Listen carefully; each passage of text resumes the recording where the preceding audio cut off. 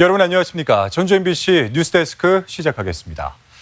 지난해 여름 기록적인 폭우에 특히 섬진강 하류 지역을 중심으로 수몰 지역이 속출했던 것 여러분들 기억하실 겁니다. 물론 기상이변이었지만 섬진강 댐이 갑자기 많은 물을 방류한 게 이 주요 원인이 아니냐는 의구심이 그동안 제기돼 왔었는데요. 자, 오늘 그 원인 조사 결과가 처음으로 나왔습니다.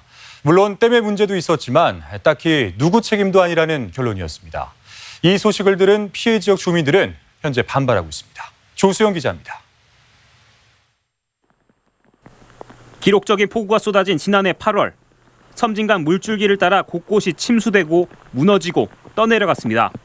원래 이렇게 물 안 차. 생전 물 안 차는데 그런 게 여태가 집 주고 살았지. 생각했던 것보다 너무하죠. 이거는 너무 난리야 아니야. 이건 보통 아니야 지금. 이게 상상이에요 지금. 상상입니다 지금.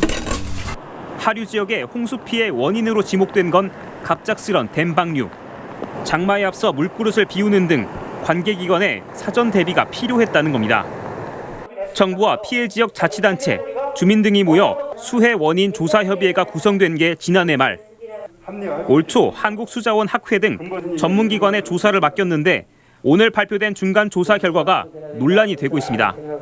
한마디로 모호하다는 겁니다.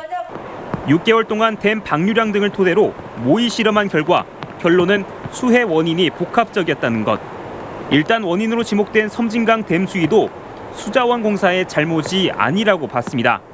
댐 수위가 다른 해보다 6m가량 높아 이상기후에 잘 대비하지 못했지만 규정을 위반한 게 아니라 60년대 낡은 규정을 따를 수밖에 없는 게 문제라는 겁니다.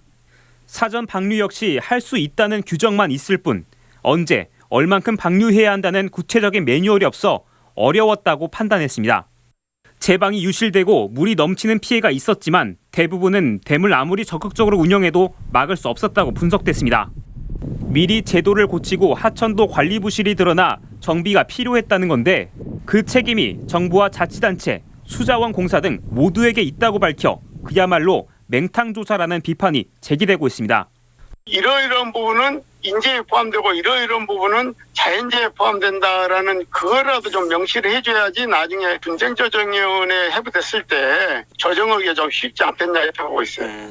환경부나 수자원공사는 피해를 본 만큼의 실질적인 보상이 이루어져야 된다고 보고요. 최종 발표 시에는 책임 소재의 한계를 분명히 해야 된다고 봅니다. 조사협의회는 이달 안으로 조사 결과를 확정해 최종 보고회를 열 예정입니다. MBC 뉴스 조수영입니다.